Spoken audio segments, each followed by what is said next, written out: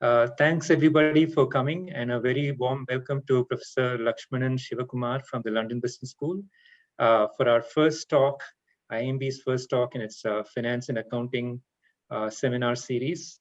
We are very grateful that Professor Shivakumar can be with us and share his research.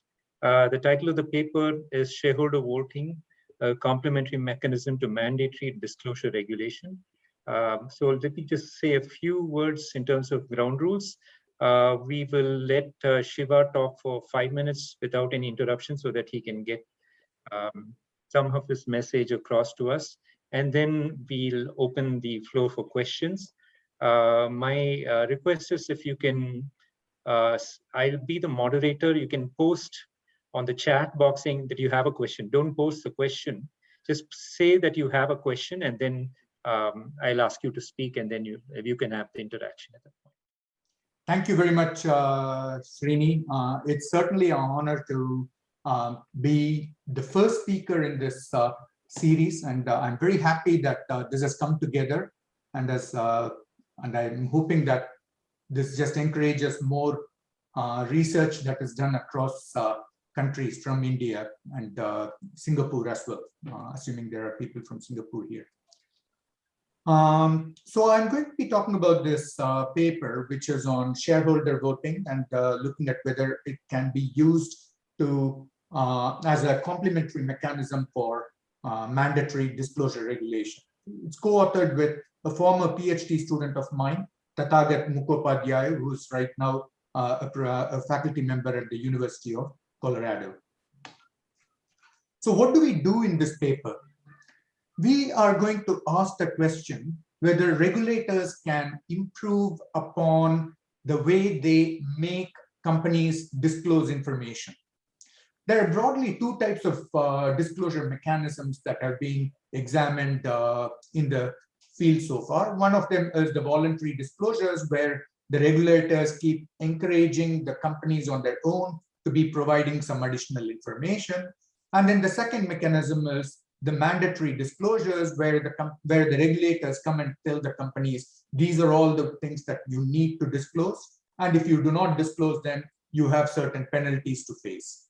So we are going to now suggest something that's in between these two, and we are going to call that as an indirect approach to disclosure regulation. The paper is also, first of all, the paper is going to elaborate on what this indirect disclosure to disclosure regulation is all about, why it works, how it works, and when it doesn't work.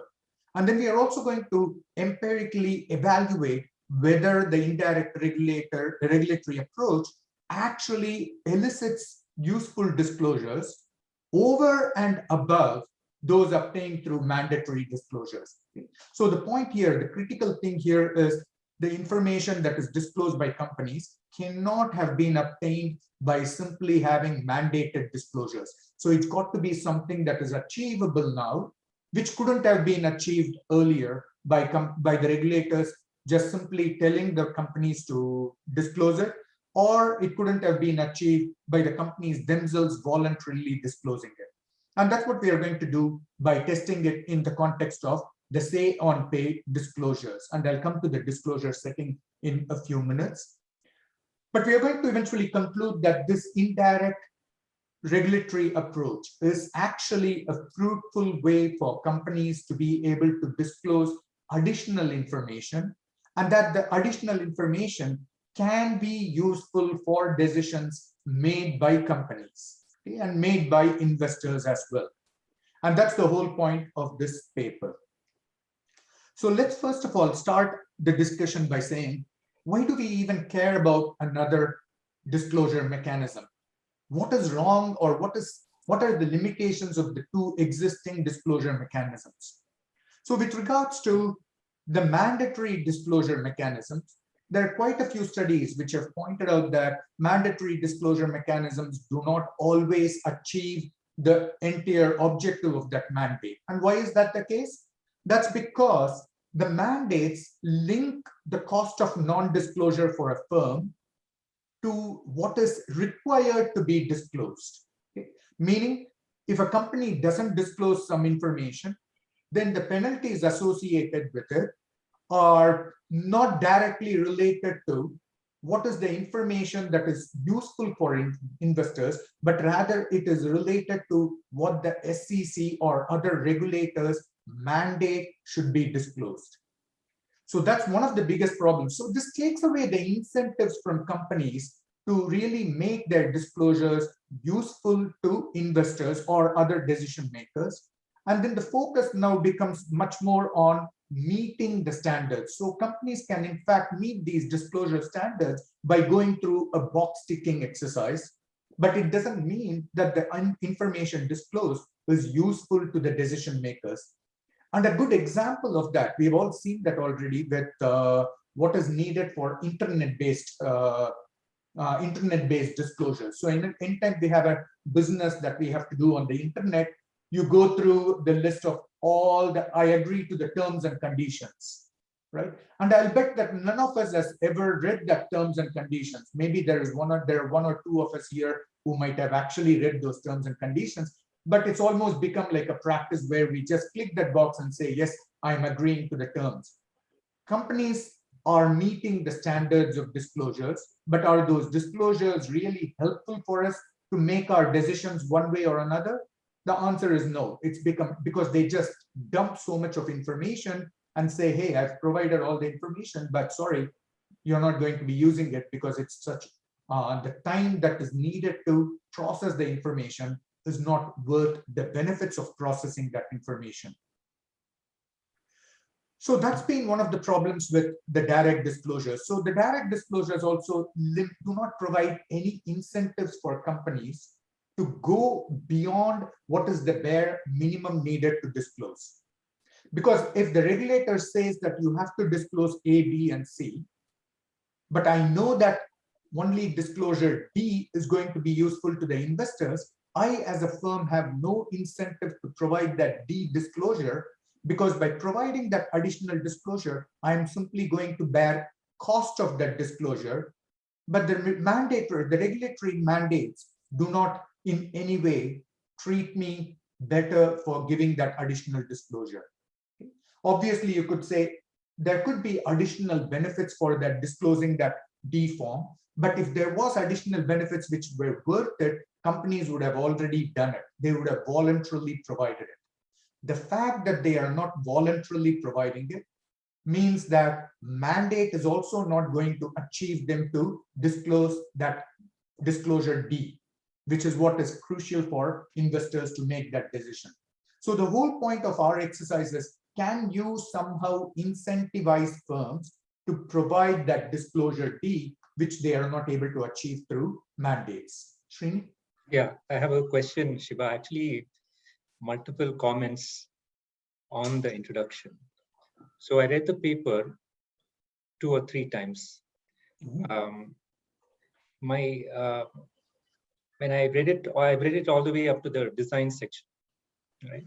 I understood that the heart of the paper is the say on pay regulation, right? And I understood that part of the paper, but it seems like you've taken the heart of that heart and overlaid it with this whole discussion about mandatory, voluntary, etc. And somehow this is maybe just a personal taste thing.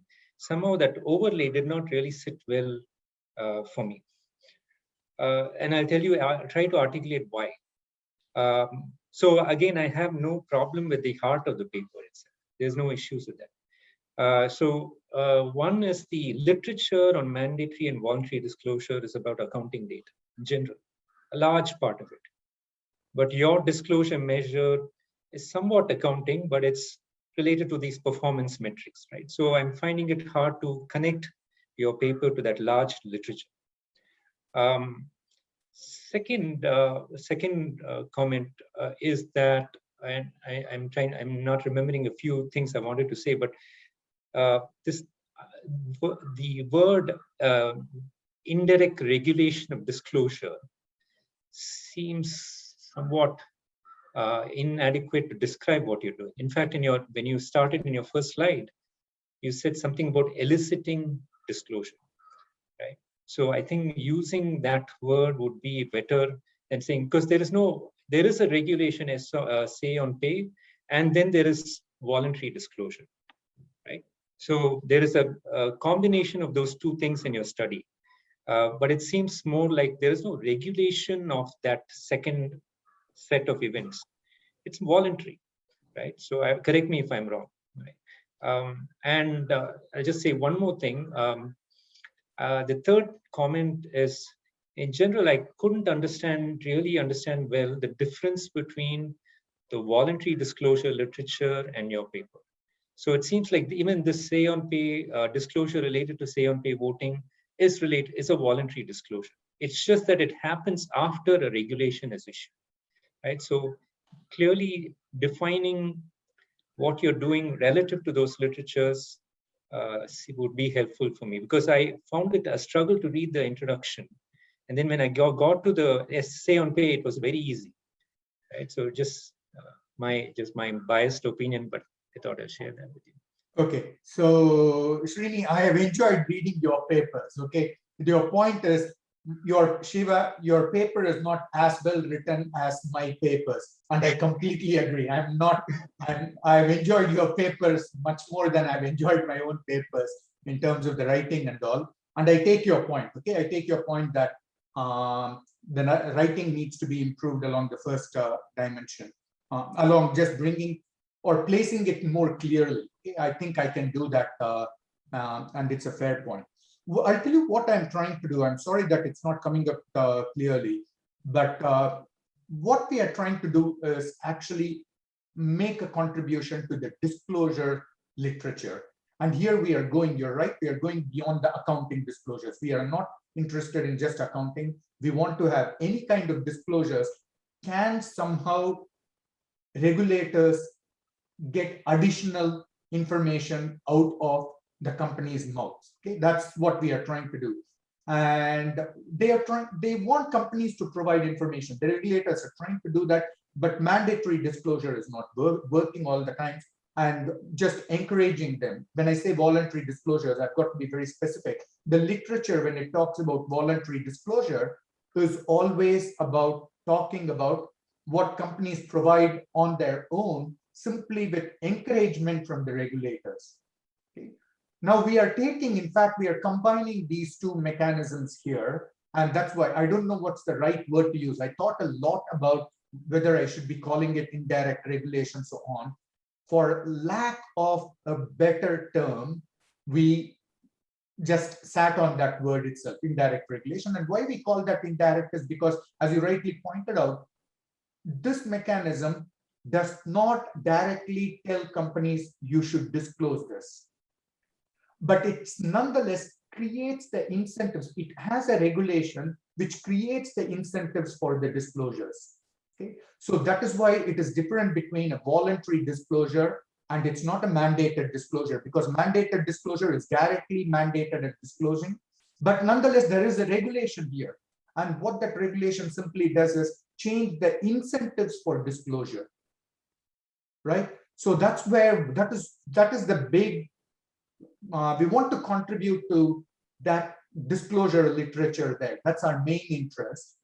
And the SOP setting is simply to show that this mechanism works. Okay. So I'll do one thing, I'll think about it a lot more, and maybe we can, afterwards at some point, you can give me some ideas, maybe where I can benefit from what's the best way to position it more clearly. Okay. I think I'll just add one thing and stop. One quick thing you can think about is maybe some, I don't know which journal you're targeting, but some accounting examples, even hypothetical, where you can use a similar approach to elicit disclosure, right? So they may have happened, and that'll, I didn't see it in the introduction, I may have missed it, but I did not read the conclusion, right? But some 2 or 3 examples, and actually it doesn't have to be accounting also, it could be some other setting like medicine, etc., some other regulatory setting where this kind of an approach has been used, then it'll broaden the appeal of your papers. Can I ask a question, Shiva? Yeah, sure, Vinky. Hi. Hey, good to see you. I'm not familiar with the literature, so my question could be dumb. Voluntary disclosure or even this indirect regulation disclosure regime that you're talking about, do companies come up with different types of, different ways in which they disclose for the same objective? Like if the regulator wants you to disclose something, there could be multiple ways since there is no defined way that the regulator has told you. So do companies vary quite a bit? Okay, it varies depending on the regulation. Okay, sometimes the regulators are specific, this is what I want to disclose and you should disclose that. And sometimes they don't, and then you have a bit more freedom. And if you have more freedom, generally that's also the case where companies have used that freedom to their own opportunistic reasons. So it's kind of varied. No, I'm talking about the voluntary one, right? So the voluntary or even this indirect one, since there is no regulation per se directing what you should disclose, right? So it is just sort of giving incentives for companies to disclose on their own. Question is, do all companies disclose the same way, or there is a wide variation in the way they disclose? You're talking about what they disclose under this SOP setting specifically? Yeah, I mean, that is also not regular. That is not mandated, right? So according they don't actually mandate and tell you that this is what you need to disclose or this is how you should disclose. Okay. In fact, there was that mandate. I'll come to it, Venki. I'll talk about that setting because it's actually one of the aspects, one of the, I think, interesting aspects which makes this SOP setting quite unique to test what we call as indirect regulatory approach. So the reason I'm asking on this, okay, I'm going to continue using the word indirect approach until I can find a better term to come across what it is. Maybe something like combined approach or something maybe. So maybe just to add one more point to what I'm trying to get at is that maybe they need not be a particular regulatory requirement, but the industry coagulates very quickly to a standard best practice to regulate. Disclose. That need not happen. In which case it is as good as a regulator. It is, okay. I don't think it needs to happen that way. And I'll go through what's the benefit of this and the disclosure here. And the last thing I want to get back to Srini's point, which is on generally, is this accounting disclosure? I don't, right now, I can't see this applied to accounting too well. I'm going to go back to disclosures which are non-financial or beyond just number-specific disclosures. That's what we have got in mind. Maybe this is more into the economic disclosures. That's where the literature is. But to be fair, the accounting literature has also looked at disclosures beyond accounting disclosures. Okay, so they have paid attention to even compensation disclosures as well. Okay, so that's that's why we are focusing it on compensation disclosure, but it's not. I don't think you can take this setting into a context of accounting disclosures. Okay, I'll need to think more whether it can be done. And and you were asking whether, Chavi, before I come to you, so you were also asking, can you give me examples of somewhere where this has been done? The answer is, I think this has not been done because nobody, as far as I could see, there is no discussion of this kind of a mechanism to elicit disclosures. The closest I can come to thinking where this is all being happening is the SOP setting is a very good example where it was not intended to do it that way, but it has happened. And right now in the United Kingdom, there is a proposal for some shareholder voting on ESG activities in a company. Regulators are trying companies to make them disclose a lot more on their ESG activities, and they are not succeeding. Just like the regulators were having trouble with disclosures in the compensation setting, this is another area where I think it has the potential to increase the disclosures from companies without the regulators telling them, we want you to disclose these specific activities of the ESG things. Okay. Chavi? Yeah. So I was just thinking, like you said that disclosing beyond what are the mandatory requirements isn't what is costly for companies. But what if disclosing beyond the mandate also acts as a signals and company might want to use it? I cannot think of an example right now, but I was just thinking, could it happen? If they were, my assumption there is, if their company was going to be able to signal something and get a benefit out of that signaling, they would have done it voluntarily. They don't need the regulators to tell them you need to do it. So what is lacking for that? That's where, in fact, it goes to the next one to say, what is lacking for the voluntary disclosure mechanism to work is it doesn't work in situations where firms do not have an inherent incentive to disclose it. And that's good examples is the compensation disclosure. In compensation disclosures, firms are trying to say, hey, we don't want to disclose it because it's too costly for us to disclose it. But investors are saying we need that disclosure. So there's got to be some kind of like a mechanism to make sure that firms are disclosing the right amount that is needed by the investors. And that's where I think this particular setting can become a very useful setting for creating that incentive.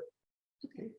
So voluntary, so the premise on which we are starting is voluntary disclosures are not working to elicit the right disclosures from companies, and mandated disclosures are not achieving that either. So what can the regulators now do? And that's where what we are saying is regulators can force the companies to put up for a vote with the shareholders on certain decisions or activities, corporate decisions or activities that the firm has to do. And in such cases, if the firm does not provide all the necessary information for the stakeholders to vote upon, then the stakeholders might not vote in favor of that resolution. And as a result, the managers and the firm might suffer. So here is a situation where if there is a corporate decision, then and the shareholders are made to vote on it, whether that shareholder voting is binding or non-binding, still if that voting has an impact on the decisions made by the managers, then managers, it creates incentives for managers to provide the right kind of information. Why am I saying it's the right kind of information? They are no longer interested in following a box ticking exercise. It's not as if somebody from outside comes and says, we want you to disclose, but rather it creates the incentives for the managers to say, if I provide this information, I know my investors will understand this particular resolution, shareholder resolution, and they will vote in my favor.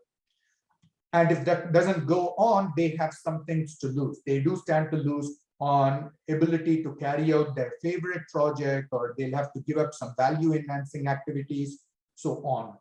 So because managers and companies face a cost, now they have an incentive to disclose something that is going to make the investors vote in favor of the manager's resolution.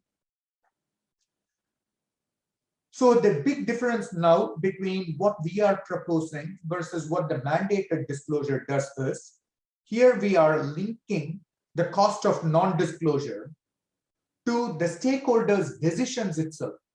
Earlier, the penalty for a non-disclosure was associated with what the regulators were telling should be disclosed. It wasn't to do with aiding the investors' decision making. Now that has changed. Now, if you do not disclose properly, then the penalty is associated with the decisions that the investors are making. So the incentives to disclose are directly aligned with investors' decision making. That is the big change between the mandated disclosure approach versus what we are suggesting. And this approach also has the additional benefit that it provides a lot more flexibility to the firms, because the firms are no longer told how you have to disclose or what you have to disclose. They can always trade off what is the cost of disclosure against the benefits of disclosure. And so it gives them, they can choose what is the appropriate amount of disclosures, what is the quality of disclosures that they want to make, as well as the methods of disclosures. So there is more flexibility for the firms in this case. Srini? Yeah, Prabhu has a question. Yeah, okay. So, so if you take voluntary disclosures, then again, it's tied to some kind of a benefit, which is why a firm makes that disclosure. In this case also, it is tied to a benefit, which is why they're making a disclosure, because they want to influence the stakeholders' vote. So both these cases are associated with some kind of benefit. The reason why the management is a little more pushy about this is because the direct benefit that they have is much higher. Is that right? So this would probably work for execcom because they directly benefit from such a decision. But if this were to be something else, then it may not necessarily work. Okay, so there is a difference between voluntary disclosure and this particular indirect regulation setting. Both of them have a benefit. You're absolutely right, Prabhu. Both of them have that benefit, which is what induces the companies to disclose more. But what is the difference between the two is, here the benefits of disclosures are imposed through a regulation, which requires the company to have a stakeholder proposal on which the stakeholders are going to vote. Okay? So the benefit is not inherent to the company. It is exogenously imposed by the regulators. That's the big difference between the two settings. Okay? It might not be that, yeah, obviously now the benefits will be larger for under the indirect approach, but that is because that benefit is now exogenously imposed on the firm by the regulators. All right. Okay.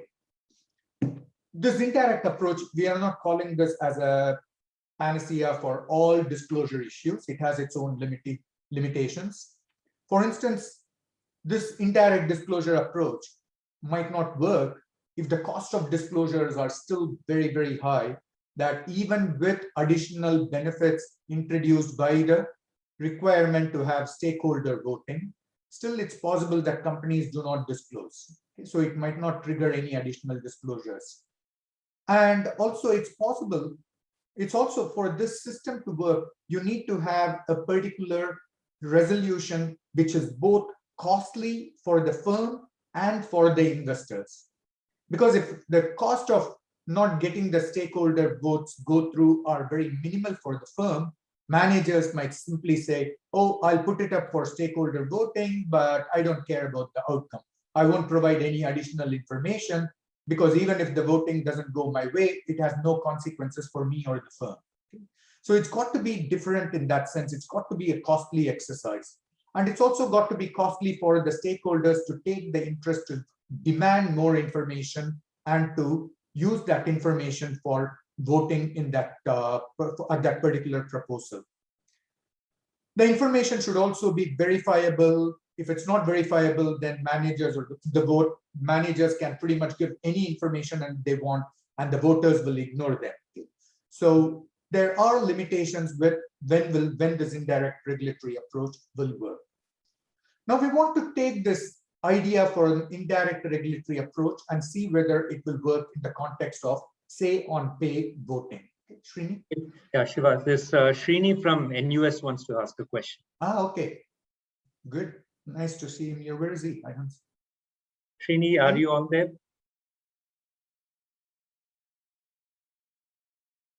Okay. He just wants to ask you a question, Srini, not me. No. Okay, so we'll wait till he can connect and you can keep going there. Absolutely. Okay. Sounds good. So we are going to test that indirect regulatory approach, whether it can elicit more information than mandated disclosures. And that's what is the purpose of the say on pay testing. And the say on pay testing is a particularly rich environment to test it, simply because the say on pay regulation was preceded by disclosure mandates, which specifically stated that companies need to disclose performance metrics that are associated with compensation packages. Okay? So there was a mandated disclosure, and we are going to see whether this say on pay, which is a shareholder voting mechanism, increases the amount of disclosures over and above what was already mandated. So that's what makes this setting very suitable for our particular purpose. So what is the say on pay setting? The say on pay setting requires all firms to give their shareholders a periodic voting to be able to give their views on whether the compensation provided to the senior management is acceptable or not. Okay, so it's generally on the compensation package that the shareholders vote. And as soon as this voting is held, the voting outcome has to be made public within within 4 days of that particular voting being held. even though the voting itself is non-binding on the management, meaning the management can always step aside and say, even though people have objected to the compensation package, I'm not going to change the compensation package. Companies can do that. But nonetheless, there is a lot of cost associated with failure or getting dissent votes in the SOP context because of reputational matters. Every time there is any kind of, even doesn't have to be a failure. Failure is considered typically at least not getting 50% of the votes, but generally the standards used in the literature and in practice for not an approval or for not getting an approval is you have not obtained at least 70% of the votes from the shareholders in favor of your compensation package. And if you don't get that, if there is a large chunk of dissent votes, then it gets too much, it gets a lot of media coverage. It can increase potential litigation costs for the firms, etc. So there is actual cost associated with these votes, even though they are non-binding. And there is there's right now no clear evidence on whether this SOP setting has benefited in any way in terms of controlling the compensation that is paid to the managers. And the whole context of this setting starts off with investors and media claiming that executives are paid excessively. And in contrast, if you look at what the companies are saying they are not paid excessively, they are paid on track with what the market demands are, but investors fail to understand the market demands. So companies are saying there is a miscommunication. Investors are not good enough to understand our decisions. And then the SEC then keeps saying, if that is the case, why don't you provide them more information so they can make their own decisions? And companies come back and say, we can't do that because our compensation packages are so closely tied to our proprietary information, our proprietary strategies, that it's too costly for us to discuss all this with the public. So now the SEC is in a fix and says, okay, how can I make you communicate a bit more without necessarily imposing too much additional costs on the companies in the form of mandated disclosures? And that's the context in which this SOP has been introduced. And as I told you earlier, can I ask a question? Yeah, sure, Shashi, go ahead. My name is Shashi. If you can just go back 2 slides, please. So Say on Pay may have the feature that I'm just going to ask you about, but is there a presumption being made about the corporate decision necessarily being value enhancing? Now, if I look at your first bullet, and if I had to answer my own question, I would say no. You're allowing for corporate decisions to sometimes be, for instance, value destroying, right? Now, is that the case? Wouldn't your intuition, as you've outlined it, suggest that there may be cases where firms actually suppress lower disclosure? Shashi, we don't make that assessment that all corporate decisions are value enhancing. We also allow for it's absolutely fine if managers are taking on some projects because that's their because of empirical building or agency issues. All those problems can exist. It's not a problem. But if there are agency costs, then they are going to take into account the fact that some of their agency problems could become more transparent when they increase their disclosures. So the managers will take that additional cost of disclosures when making their own decisions about how much to disclose.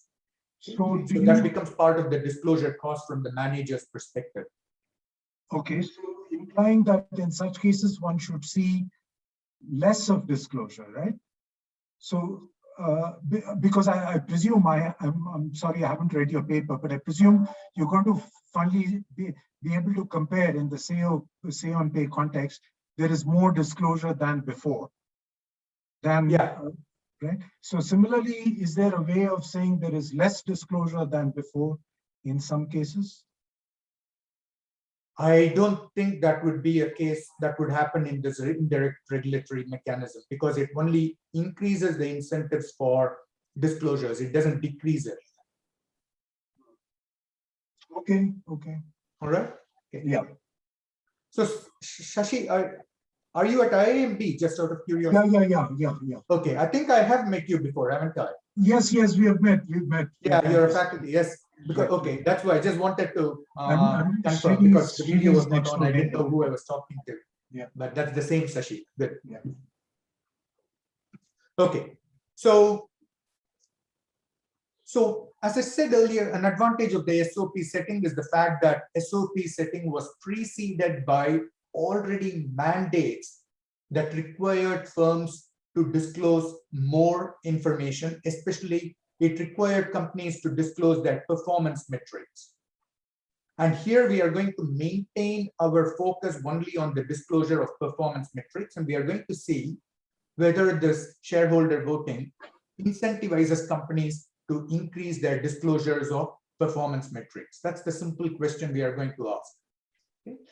If it happens, then it's consistent with our claim that increasing the incentives for managers to disclose information can be achieved through shareholder voting proposals. Okay, shareholder proposal voting. There are lots of other advantages to the SOP setting. For want of time, I'm just going to move on to the hypothesis parts. Okay. So what is our hypothesis?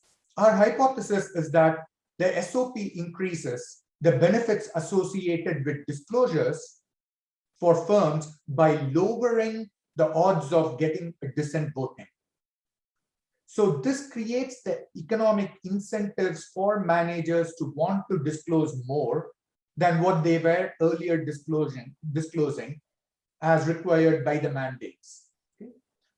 So if the mandate was fully effective, if the earlier mandates were fully effective in achieving the optimum disclosures that the regulators wanted, then this SOP setting should not elicit any further disclosures, because companies have already disclosed all the performance metrics. There is nothing more to disclose or talk about it.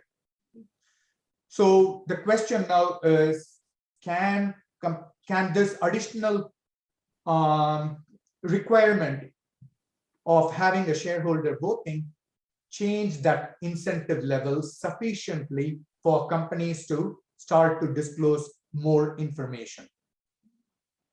But this setting will have an effect only if the cost associated with the additional disclosures are lower than the cost of non-disclosures. Okay. Meaning, if companies feel that, look, even though there is a shareholder voting, but I don't think the benefits associated with getting a shareholder voting are going to be commensurate with cost of disclosing proprietary information, they still might simply say, sorry, I don't want to provide any additional disclosures.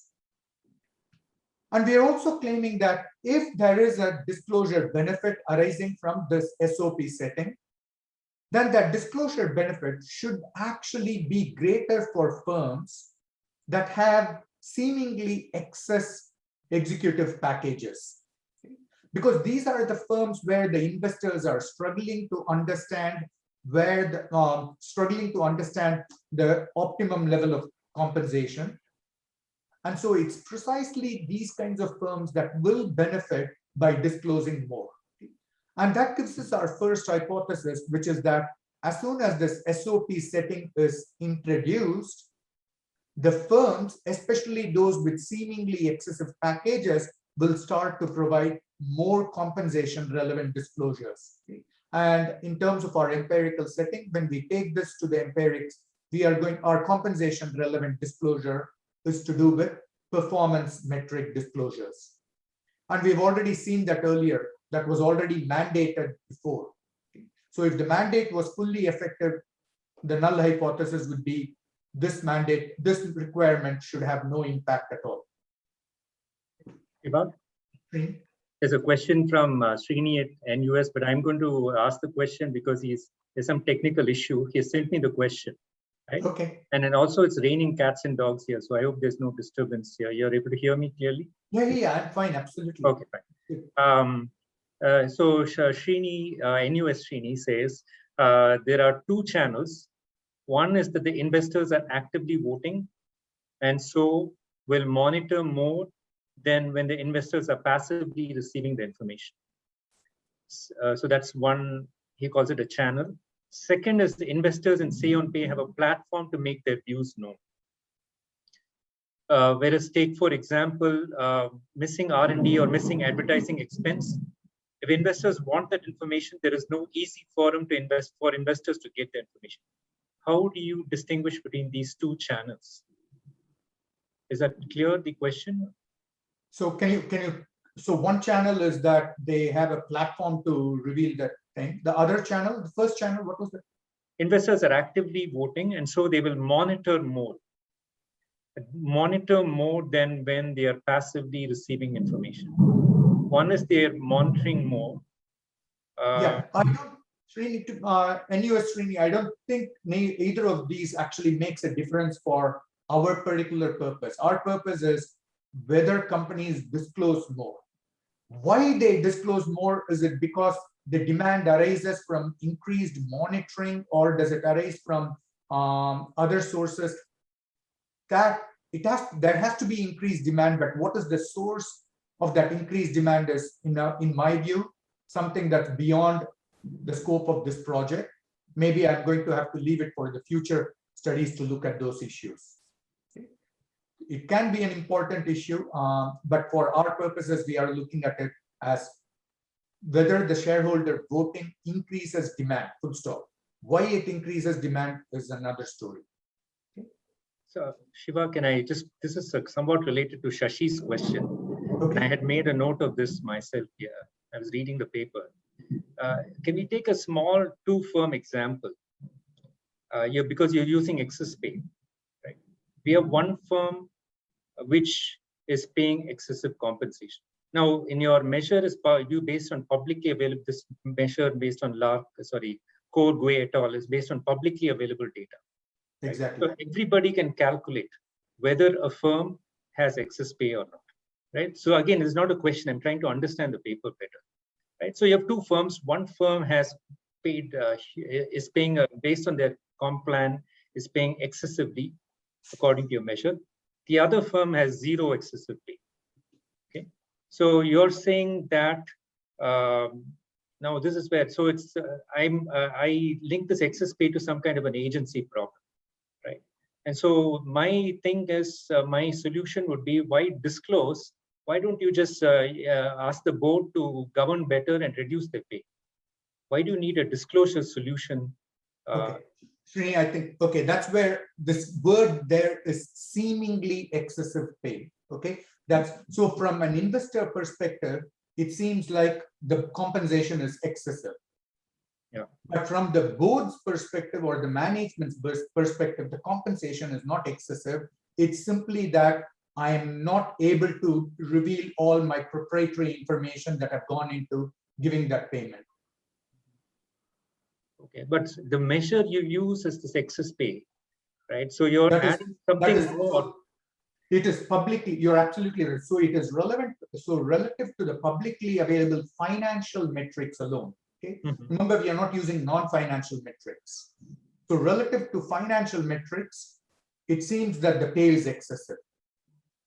Investors can't differentiate whether that pay seems excessive because of agency problems or because it might be genuine, but companies are unable to provide all their strategic non-financial aspects on which the pay was given. That's where the confusion arises, and we are asking, will this new voting requirement make companies to come forward with a bit more disclosure that aid investors to understand how the compensation decisions are made? Earlier, companies can just say, hey, look, they needed to tell me all the performance metrics. I will list all my performance metrics. I won't give you any more disclosures about how those performance metrics matters and all. But now I can't do that because I want you to understand how that compensation was made, decision was made, and I need to convince you as an investor that my decision is optimal.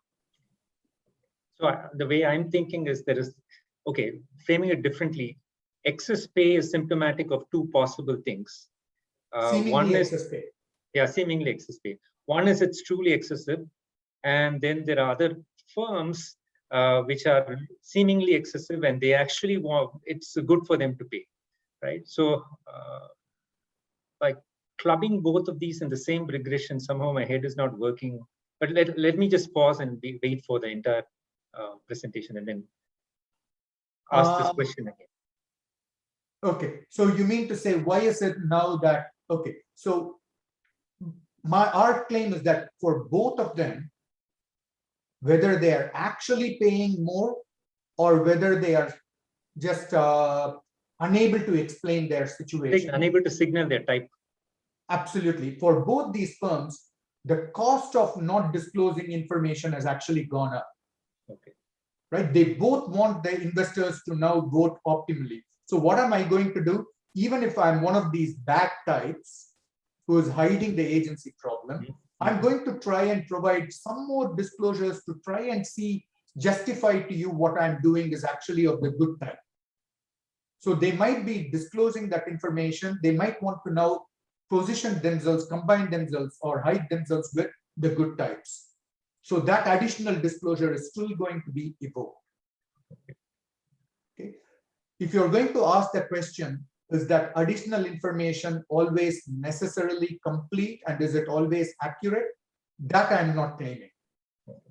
Okay, I'm just getting to the point of whether they will elicit more disclosures that investors will act upon. Why will investors act on information if they know that this could be potentially biased? That goes into the DIE and the Verikia models, where if there is sufficient doubt about the quality of the disclosures, still investors can react to it. All right. Okay. So that's our first hypothesis. Sorry, did I hear someone else? No, that's it. Okay. So the second hypothesis is we are going to say, what happens when companies have against recommendation from institutional shareholder services proxy agency? So ISS, which stands for Institutional Shareholder Services, is an agency that evaluates all the proposals that have been placed in front of the shareholders and makes recommendations to their subscribers, which are typically which are exclusively institutional investors, and tells them whether that proposal should be voted in favor or voted against. And there's lots of literature which have shown that these ISS recommendations are very important for the outcome of the voting in shareholder proposals. So if the ISS recommends an against vote, then typically what we find is in the context of say on pay, the number of people voting in favor decreases by 25 percentage points. Okay? So that's a pretty big, large decline that has been noticed with ISS making an against recommendation.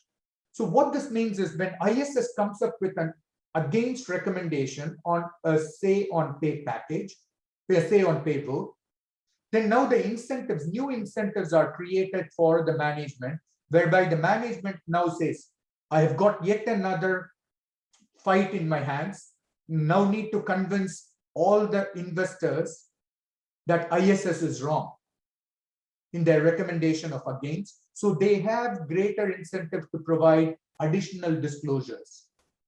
And why this is important is this is a way whereby we can causally attribute that changes in disclosures are associated with with that particular SOP regulation.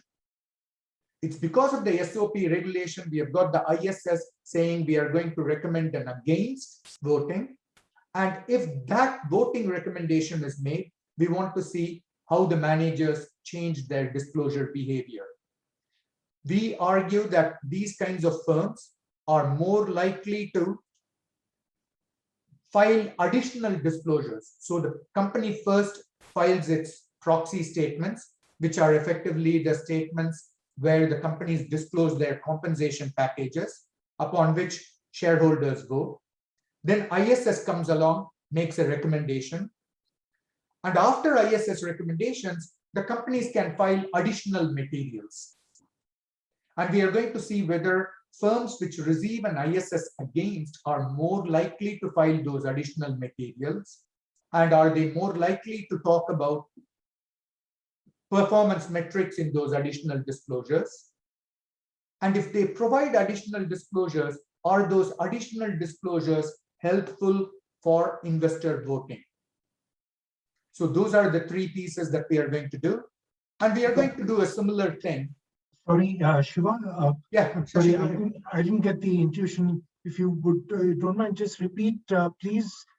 Yeah, absolutely. ISS failure, ISS against, why is that, why does that work the way you said? If ISS comes up with an against recommendation, then it signals to the management that it's more likely to fail in the SOP voting. So the management has to do something to act against that ISS recommendation. So what do they try to do?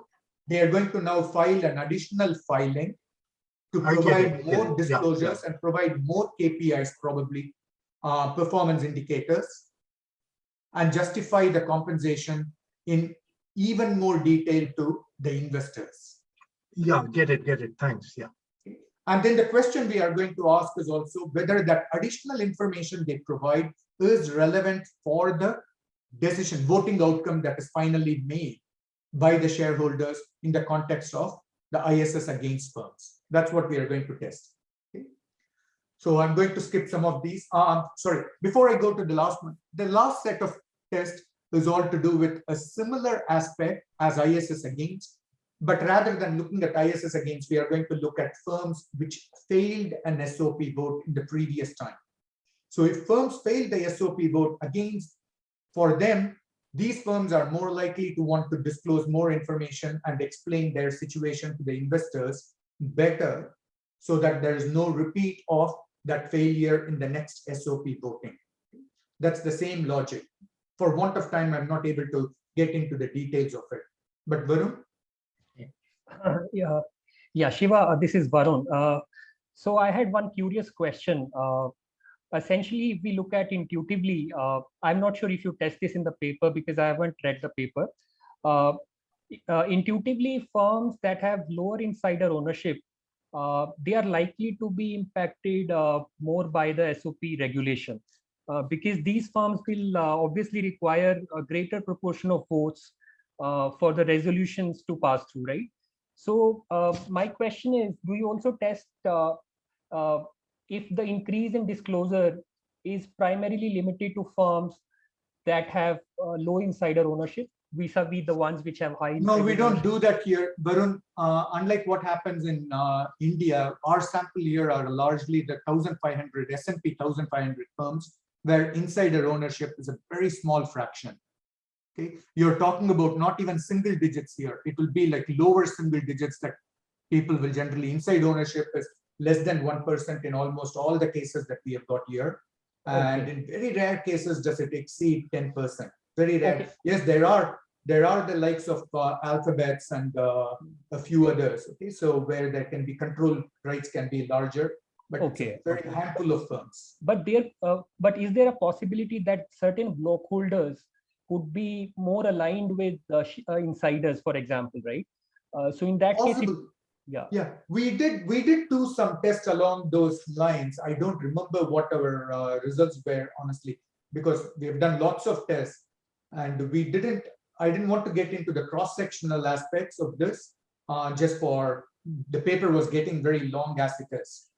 I didn't want to get into those, that's all. But if the referee asks us to do it, we will have to do it. But we've got those results. It wasn't, for me, it wasn't worrying that the results didn't go that way or anything. I don't know what the results were, honestly. I don't remember that at all. Okay, thanks, Shiva. Okay. Shiva, just a quick, not a question.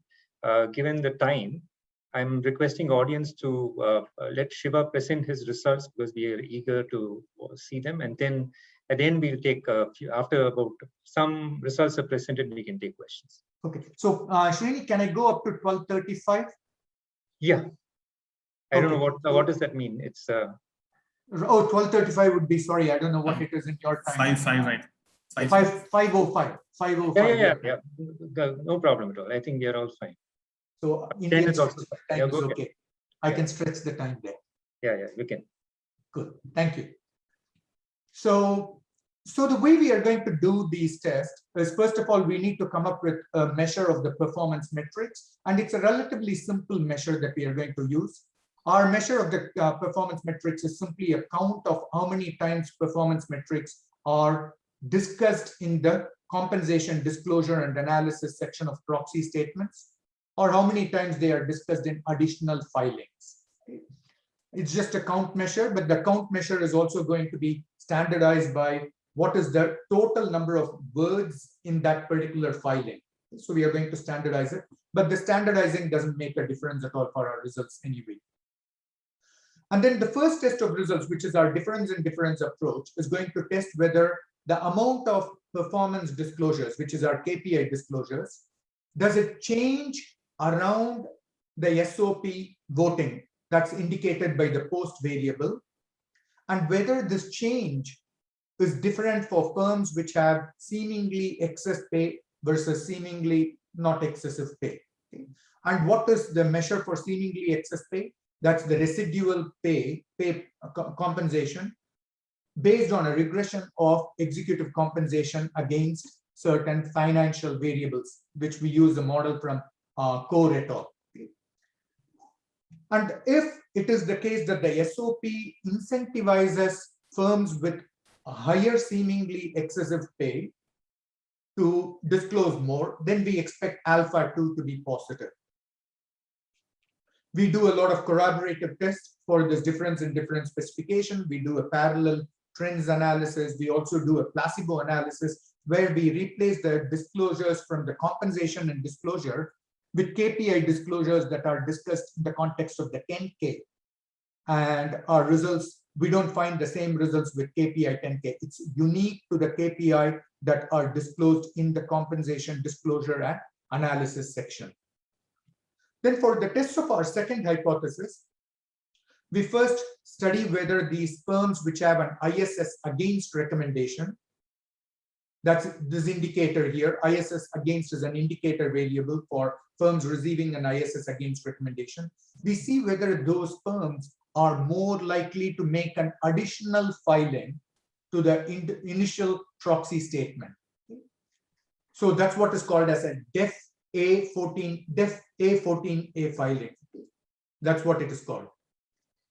And we are going to run this as a conditional logit regression. And if it is the case that ISS against firms are more likely to make these additional filings, we expect beta 1 to be positive.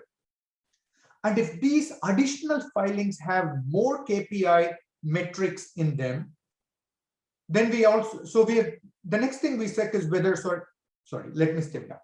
The second analysis we do is whether the additional filings contain more KPI disclosures for ISS against firms as compared to other firms. So if the firm has received an ISS against, does it have greater incentives to disclose performance metrics and discuss performance metrics in the additional filings? That's what we are asking. And if that is the case, if our hypothesis is right, we expect alpha 1 to be positive. And this is going to be an OLS regression. Then our final regression for the hypothesis 2 is going to test what is the outcome of the SOP voting. What is the percentage of votes that are cast against the SOP, and whether that one is related to how much additional materials, how much KPI disclosures were provided in the additional materials by firms receiving an ISS against. So this is an interactive here. So the firm has received an ISS against. The firm in consequence has reported more KPI in its additional materials. How important are these additional KPIs for the voting outcomes? If they are important in reducing the against votes, we expect beta 3 to be negative.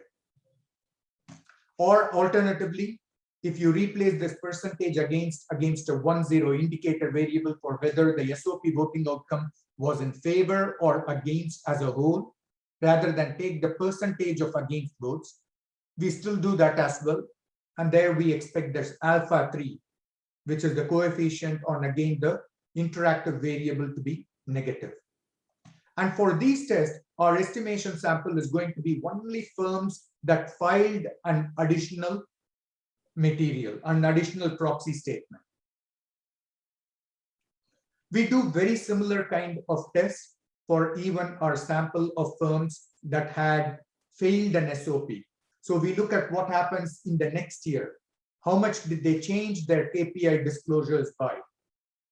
Are they more likely to provide KPI disclosures if they received a dissent SOP vote in the previous time? That is, beta 1 will be positive if that was happening. Similarly, we are going to ask if they provided more disclosures.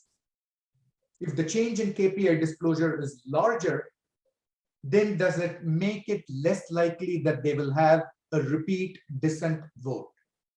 And if that's the case, we expect beta 1 in this next test to be negative.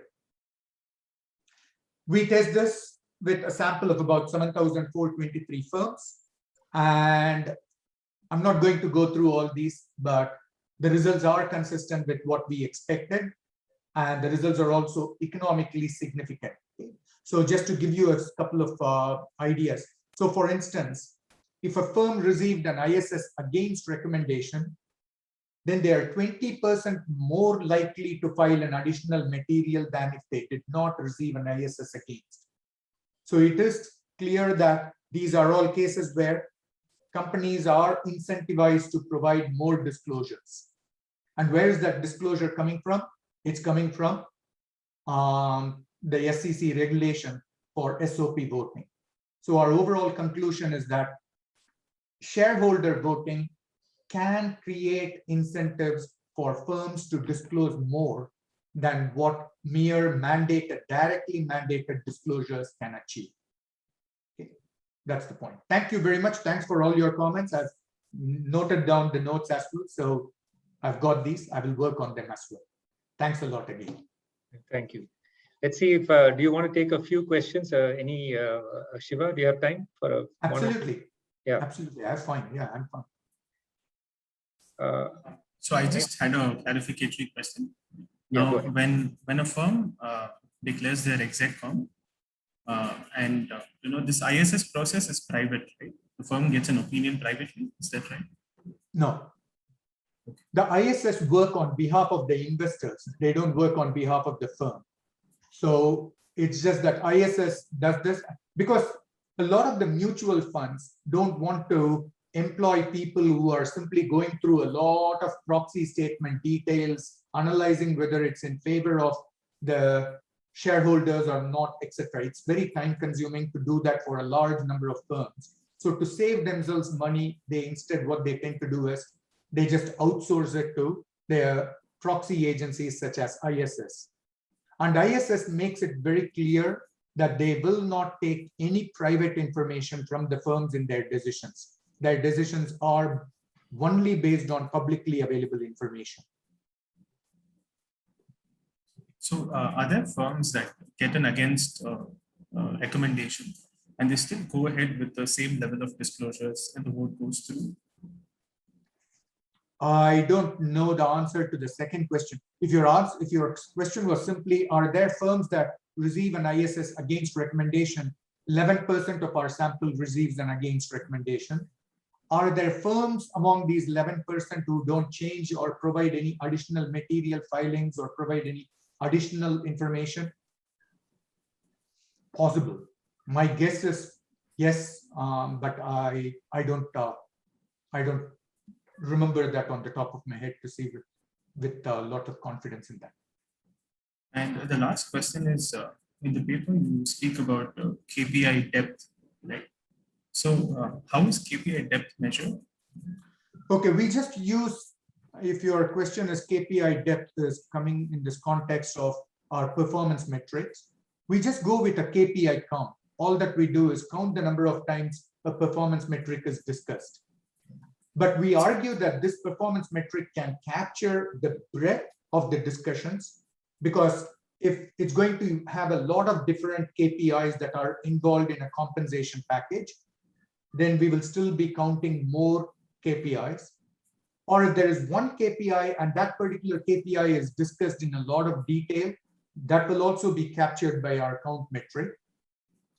And our count metric will also be capturing at the granularity level, because if they talk about the KPIs in combination for all executives together, versus if they talk about it for each and every individual executive separately, the count measure will pick up all of those. That's what we say. So we don't have a separate measure for KPI debt.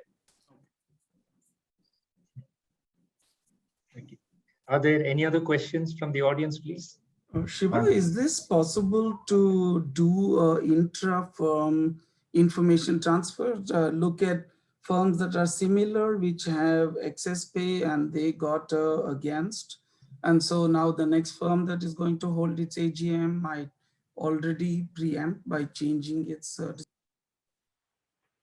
Interesting, Srini. I don't know the answer to that. Okay, I don't think there is any study which has looked at intra-firm information transfers along this SOP context.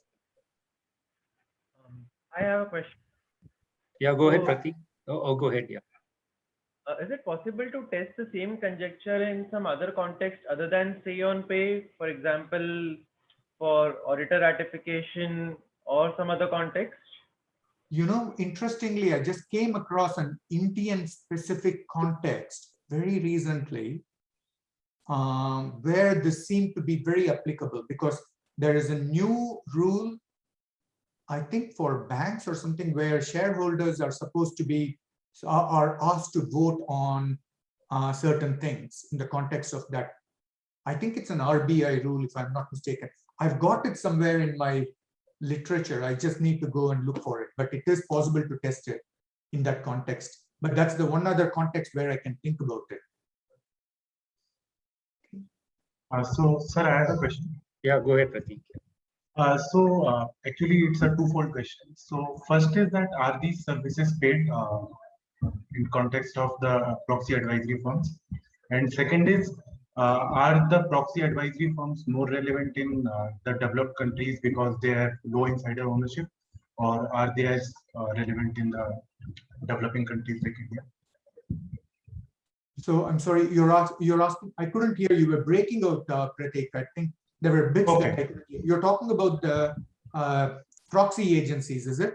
Right. So are these services paid? That is question one.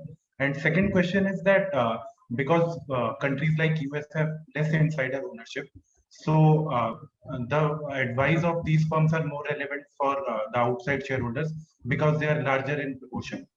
So are these? So the reason why, so you've got a handful of proxy agencies, okay, and ISS is the most popular and the most influential among all the proxy agencies in the US. And the reason why why it is popular in the US is because there is a rule in the US which requires all mutual funds to disclose how they voted in the various shareholder proposals. Okay? So the mutual funds used to ignore all shareholder proposals. They never engaged with the firms. And in order to force them to engage with the firms, the SEC brought in a rule which said, you need to disclose how you voted on the proposals. And that puts onus on the mutual funds to analyze the proxy statements and make appropriate decisions. And they don't have the necessary expertise within their firms, or they don't want to spend the time of their analysts doing those kinds of analysis. So that's why they outsource it to the institutional shareholder services and other proxy firms. And these firms I think they make lots of money. They are very expensive. Any institutional investor can subscribe to these services. They subscribe, I think the cost is something like $100,000 per year. Okay, so it's a pretty expensive service, but good to be if you're the one who is providing that proxy services. Okay, thank you. There's one last, Yingqi, from where are you, Yingqi? I'm Yingqi. I'm a PhD student from Singapore Management University. So we make that the last question, if that's okay with you. Thank you very much. So I realized that the post variable in the main model is the time after the SEC regulations. But in my mind, I think when the shareholders first introduce their ideas to the firms will be after the first meeting for the non-binding voting. So I'm wondering whether these post effects also are actually really the mandatory if disclosure effects for the for actually is actually the effects for the mandatory disclosure instead of the stakeholders introduce the incentives for them to disclose more. Yeah, interesting question, Inchi. In fact, in this particular setting, the most appropriate event is actually the regulation itself, because even before that regulation, investors were constantly demanding for more information. So the demand for information was not introduced because of shareholders somehow wanting this regulation to happen. They were demanding that information, but companies did not disclose it. It was the regulation which kind of forced the companies to say, you now have to hold shareholder voting. And so it is this precise mechanism of the shareholder voting requirements which increases the amount of disclosures.